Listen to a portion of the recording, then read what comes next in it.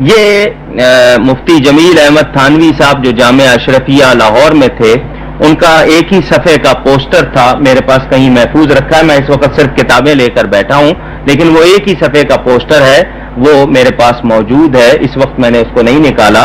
تو انہوں نے اس میں لکھا کہ لیکن انہی کے مسلک کے لوگوں نے، چنانچہ عبد القادر آزاد جو اس وقت شاہی مسجد کے امام بنے ہوئے ہیں، انہوں نے حنفی کہلانے کے باوجود جنرل محمد ضیاء الحق جو صدر پاکستان تھے، ان کی غائبانہ نماز جنازہ پڑھائی، پھر دعا بھی کی، اور صدر ضیاء الحق کی جب نماز جنازہ اسلام آباد میں پڑھی گئی تو وہ بھی ایک دیوبندی ہی صاحب نے پڑھائی، اور انہوں نے بھی نماز جنازہ کے بعد دعا کی۔ ایک طرف لکھتے ہیں ناجائز ہے، خود ہی وہ کرتے ہیں، یہ مردوں کے بھی دشمن ہیں، حالانکہ دعا ان کے لیے کرنی چاہیے، ہر شخص کرتا ہے، ہم بھی ہر نماز میں کہتے ہیں ربنا اغفر لی ولوالدی وللمؤمنین یوم یقوم الحساب، لیکن ان لوگوں کا یہ حال ہے، یہ مردوں کے بھی دشمن ہیں، ان کو بھی ایصال ثواب یہ پسند نہیں کرتے۔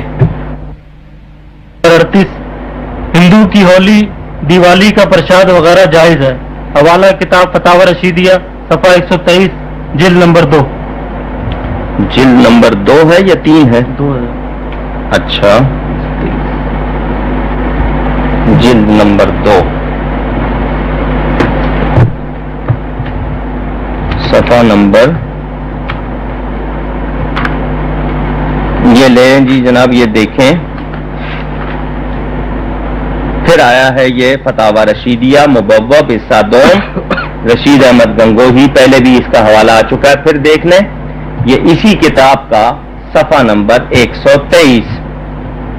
مسئلہ: ہندو تہوار ہولی یا دیوالی میں اپنے استاد یا حاکم یا نوکر کو کھیلیں یا پوری یا اور کچھ کھانا بطور تحفہ بھیجتے ہیں، ان چیزوں کا لینا اور کھانا استاد و حاکم و نوکر مسلمان کو درست ہے یا نہیں؟ کہ ہندوؤں کے تہواروں ہولی دیوالی وغیرہ، اس میں ہندو جو پوری وغیرہ کھیلیں بناتے ہیں وہ مسلمانوں کو لینا جائز ہے یا نہیں؟ الجواب درست ہے۔ گنگوئی صاحب لکھتے ہیں درست ہے۔